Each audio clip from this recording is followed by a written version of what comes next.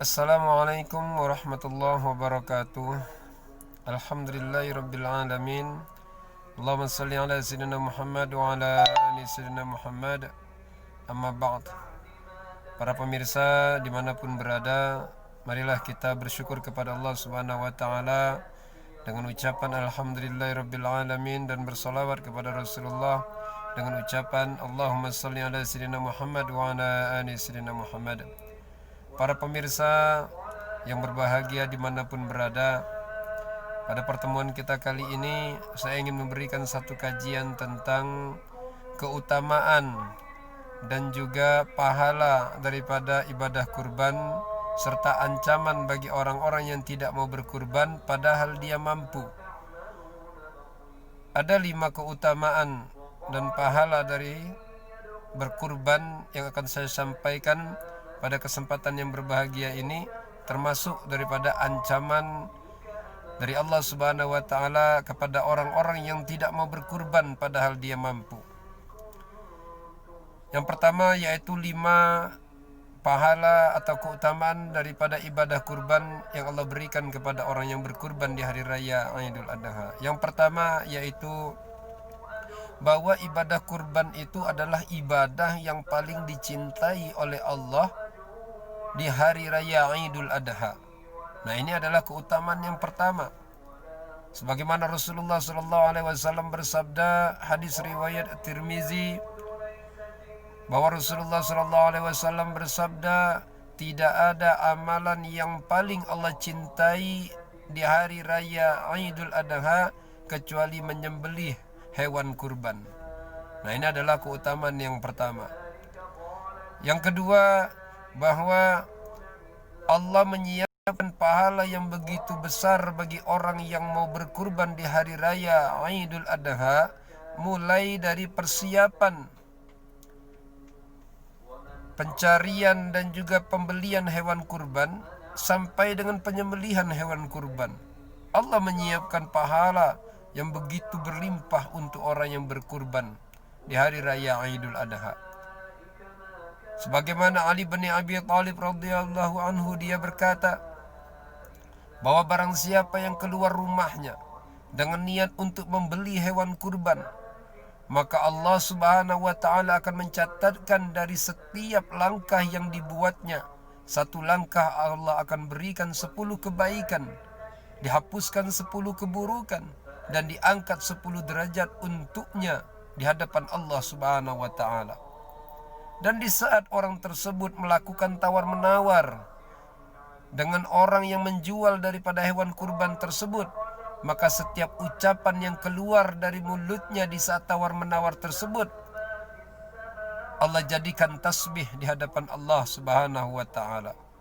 Dan di saat orang tersebut membayar atau membeli daripada hewan kurban tersebut, maka nilai yang dikeluarkannya untuk membeli hewan kurban tersebut akan dilipat gandakan oleh Allah Subhanahu wa taala, kebaikannya, pahalanya, rezekinya 700 kali lipat untuk orang yang berkurban tersebut. Dan kemudian di saat hewan kurban tersebut akan disembelih, kemudian diletakkan di atas tanah, dibaringkan di atas tanah, maka seluruh makhluk yang ada di langit dan di bumi akan berdoa memohonkan ampunan kepada Allah untuknya sampai hari kiamat.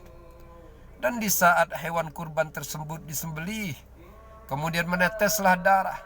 Dari setiap tetes darah yang menetes dari hewan kurban tersebut, maka satu tetesnya Allah ciptakan 10 malaikat yang berdoa memohonkan ampun kepada Allah untuknya sampai hari kiamat.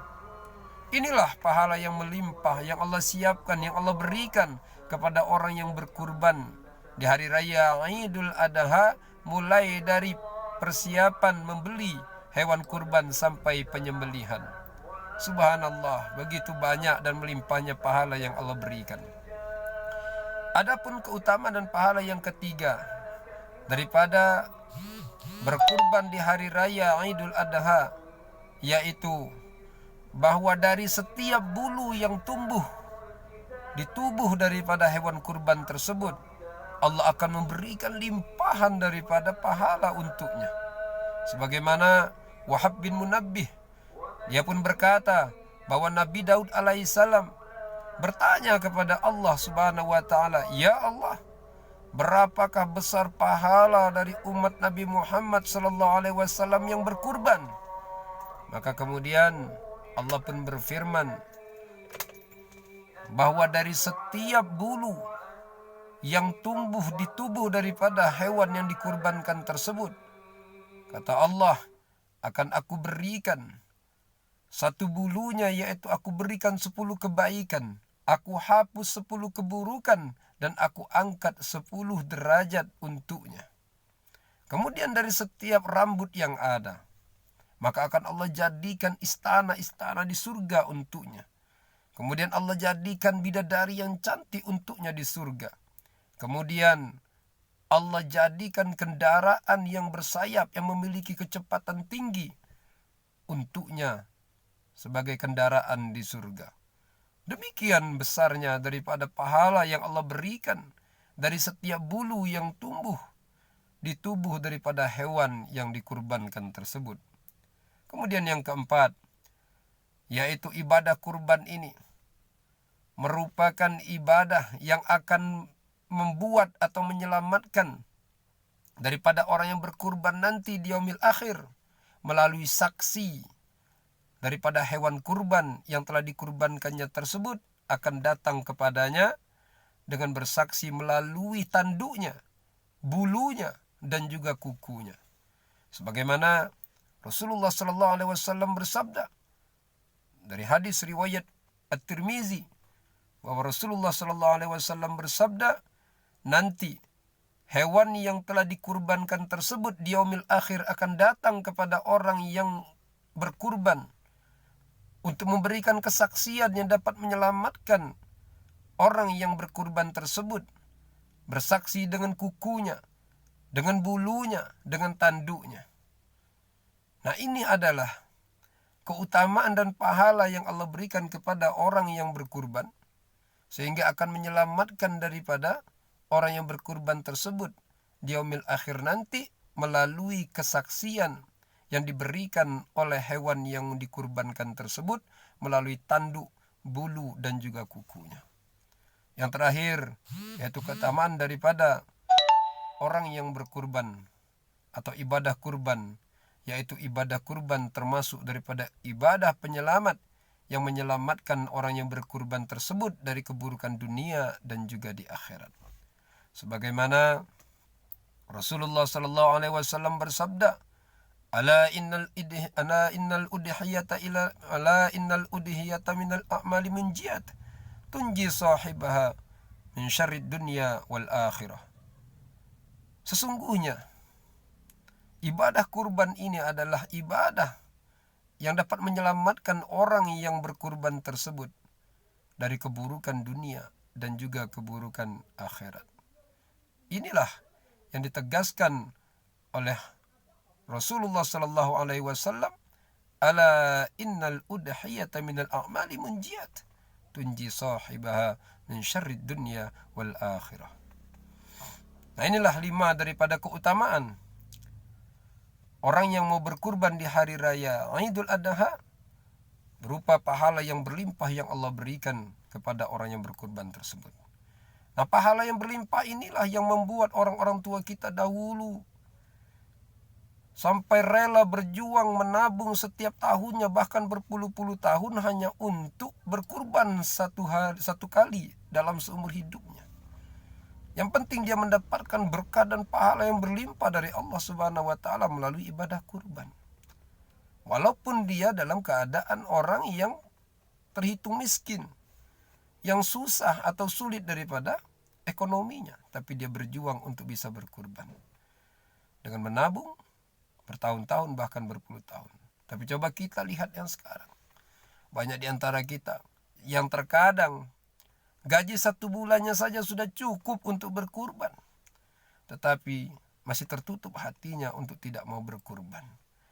Nah, marilah kita simak daripada sabda Rasulullah SAW yang menjelaskan dan mengancam kepada orang-orang yang tidak mau berkurban padahal dia mampu.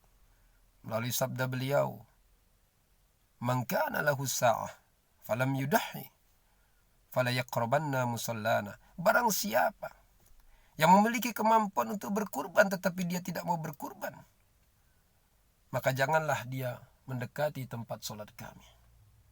Dan juga di riwayat lain yang lebih tegas lagi ancamannya, man kana lahu sa'ah falam yudahi falyamut in sa'a yahudiyya wa in sya'a nasraniyah.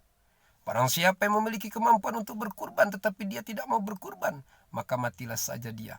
Kalau tidak dalam keadaan Yahudi, maka matilah dalam keadaan Nasrani. Dua pilihan ini tidak ada yang baik untuk kita. Karena apa? Karena semuanya menempatkan kita di dalam neraka karena kita mati su'ul khatimah, tidak beriman kepada Allah Subhanahu wa taala. Nauzubillah, summa nauzubillah.